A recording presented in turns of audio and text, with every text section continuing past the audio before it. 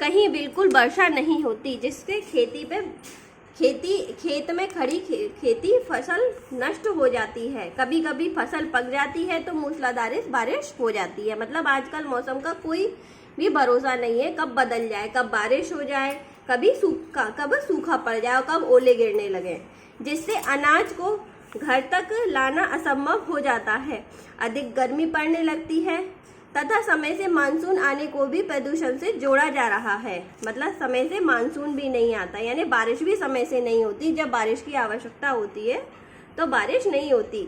ये प्राकृतिक विपदाएं इस कारण बढ़ती जा रही हैं कि हमारा पर्यावरण प्रदूषित होता जा रहा है और प्राकृतिक संतुलन भी बिगड़ रहा है। मौसम के इस तरह के बदलाव से सामान्य वर्ग तो पीड़ित है ही, वैज्ञानिक भी चिंतित हैं। हम जानते हैं कि सांस की अधिक बीमारियां हवा की गंदगी के कारण होती हैं और पेट की बीमारियां गंदे जल के कारण। जीवन को स्वस्थ बनाए रखने के लिए सांस लेने के योग्य वायु और पीने के योग्य पानी दोनों की आवश्यकता होती है। हमारे कल कारखाने और तेज चलने वाले वाहन की भीषण शोर करते हैं, उन्हें भी नियंत्रित करने की आवश्यकता है, क्योंकि इसके बीच रहने से मानसिक तनाव बढ़ता है और हृदय की धड़कन भी तेज हो जाती है। कभी पोषण भीषण आवाज या चित्कार सुनकर हृदय धक्सा रह जाता है, यहाँ तक कि कभी कभी हृदय गति भी बंद होने से मृत्यु तक हो जाती है। मौसम के बदलाव और भीषण बीमारियों के फैलने से चिंतित होकर वैज्ञानिकों ने खोज की तो प्रदूषण ही इसका एकमात्र कारण निकला। प्रदूषण की यह समस्या विश्वव्यापी है। ये सिर्फ हमारे भारत में ही नहीं है, ये अन्य देशों में भी है। विकसित देशों में बड़े पैमाने पर कल कारखाने और तेज वाहनों के कारण प्रदूषण बहुत बढ़ गया है। इसी प्रकार विकासशील देशों में भी नित्य प्रति नए कारखाने और वाहनों के कारण प्रदूषण बढ़ता जा रहा है। इसलिए विश्व के सभी देश मिलजुल कर प्रयत्न कर रहे हैं कि जितनी जल्दी हो सके प्रदूषण को नियंत्रित किया जाए। जोहानसन वर्ग में 2002 के अगस्त माह में धरती को प्रदूषण से बचाने के लिए जिस पृथ्वी सम्मेलन का आयोजन हुआ, उसमें प्रदूषण की समस्या पर चिंता व्यक्त की गई। प्रदूषण की मात्रा इसी गति से बढ़ती रही तो एक दिन दूर नहीं जब हमारी सुंदर सलोनी धरती से जीवन ही लुप्त हो जाएगा, यानी जीवन समाप्त हो जाएगा। बढ़ते हुए प्रदूषण पर नियंत्रण पाने का मतलब यह कदापि नहीं है कि हम कल कारखानों को बंद कर दें, यातायात के साधनों का उपयोग न करें और पाषाण युग में लौट जाएं। विज्ञान के चमत्कारों और औद्योगिकी की करामातों की ताक पर रख दें। वास्तव में समस्या का हल वापस लौटने से नहीं वरन उसका युक्तिसंगत समाधान खोजने में है। इसके लिए हम पृथ्वी से तालमेल रखें, अपनी धरती को हरा भरा बनाए रखें, हम जितना हो सके उतने पेड़ लगाएं। यह प्रयास करें कि पृथ्वी का भंडार भरा रहे, धरती ऐसी ही बनी रहे।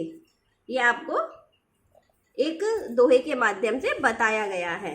हमारा पर्यावरण हमारा रक्षा कवच है। यह हमें प्रकृति से विरासत में मिला है। यह हम सबका पालन करता और जीवनधार है। वस्तुतः पर्यावरण रक्षण भारतीय संस्कृति से जुड़ा है। पेड़ पौधे और जानवर हमारे मित्र हैं। बड़े बड़े बाग बगीचे और पार्कों को शहर का फेफड़ा कहा जाता है। पीपल, बरगद, आम, नीम, जामुन, आंवला जैसे उपयोगी वृक्षों के रोपण का महान धार्मिक कृत्य माना गया है।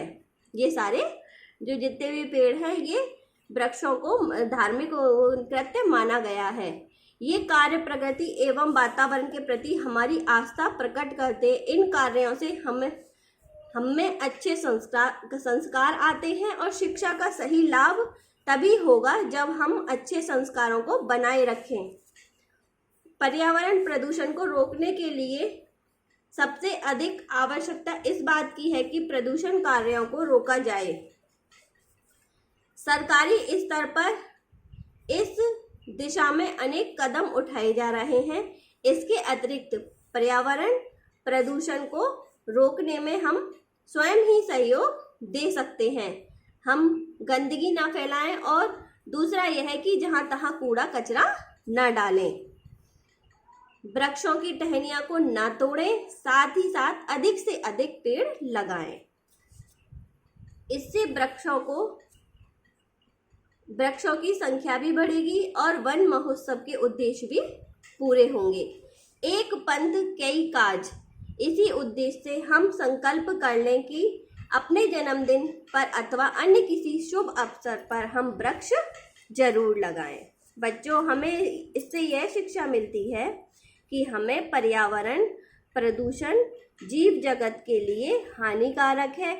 हमें पर्यावरण को अगर प्रदूषण से बचाना है तो हमें अधिक से अधिक पेड़ लगाने होंगे, जिसके कारण धरती का भी जीवन सुरक्षित होगा और उस पर रहने वाले मानव जाति का भी जीवन सुरक्षित रहेगा। बच्चों, ये कुछ आपके कठिन शब्दार्थ हैं जो आपको देखने हैं, पढ़ने हैं और अच्छे से याद करने हैं। प्रदूषण, दूषित वातावरण, असंतुलन, उपयुक्त तालमेल ना होना, सलोनी, सुंदर, इस तरह से आपके कुछ कठिन शब्दार्थ हैं जिन्हें आप देखना। आपके ये अभ्यास कार्य दिया गया है, आपको प्रश्न उत्तर दिए गए हैं जो कि आपके साप्ताहिक गृह कार्य में आपको दे दिए जाएंगे। धन्यवाद।